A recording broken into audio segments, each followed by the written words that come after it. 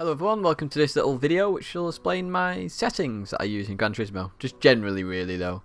So we're just going to go into the steering settings first and the steering characteristics.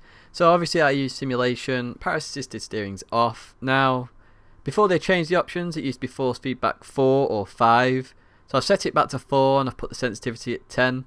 It seems to be alright. It does feel slightly different to what it used to be before the setting change, because obviously we now have torque and sensitivity. But I'm currently using 4 and 10, so you can try that setting. You may want your force feedback bigger or smaller, but 4 I find is okay.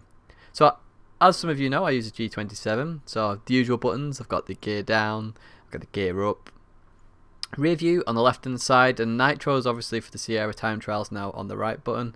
The two middle buttons I use for the right and left view because I figured I need to start making them more accessible. High low beam and the horn. We then have reverse, so I'd have to go to the side for that. Never use windscreen wipers.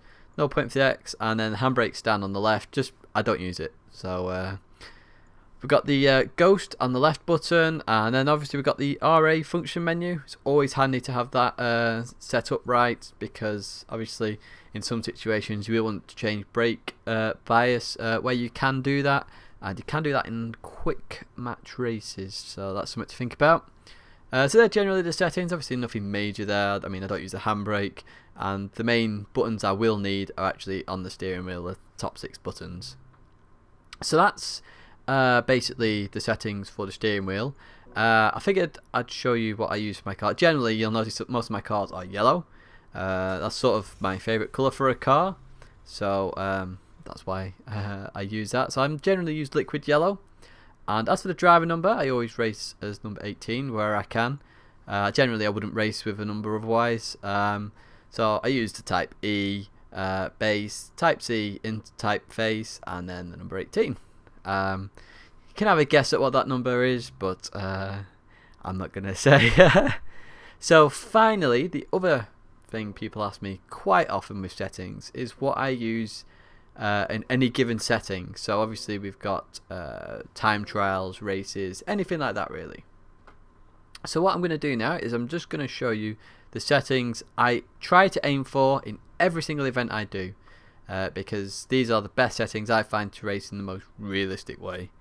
So we're going to jump to driver options first. Obviously racing manual, and then generally I try and use the stock tyres unless the competition says otherwise. Driving line off, blind spot indicator on, that's very handy. Active steering off, traction control on 0, ASM off, ABS on 1, don't see the point of 1 to 10, skid recovery force off for obvious reasons. I don't even think that should be in the game. And then the steering sensitivity I keep at 7 just in case it does have an effect. Generally I don't find it has an effect, but you know, I just in case. Then obviously the steering settings from before, and then track settings. The main thing I do is just turn it to real. Basically that just means when you go on the grass and you come back on, you've got dirt on your tyres, it takes longer to grip and things like that. So that's generally my settings I use for Gran Turismo. I always try and aim for those settings, and I race on those settings as often as I can. They're what I aim for, to get the most realistic thing possible. Hope that helps with everybody who's been asking questions about my settings, and I'll see you guys in the next video.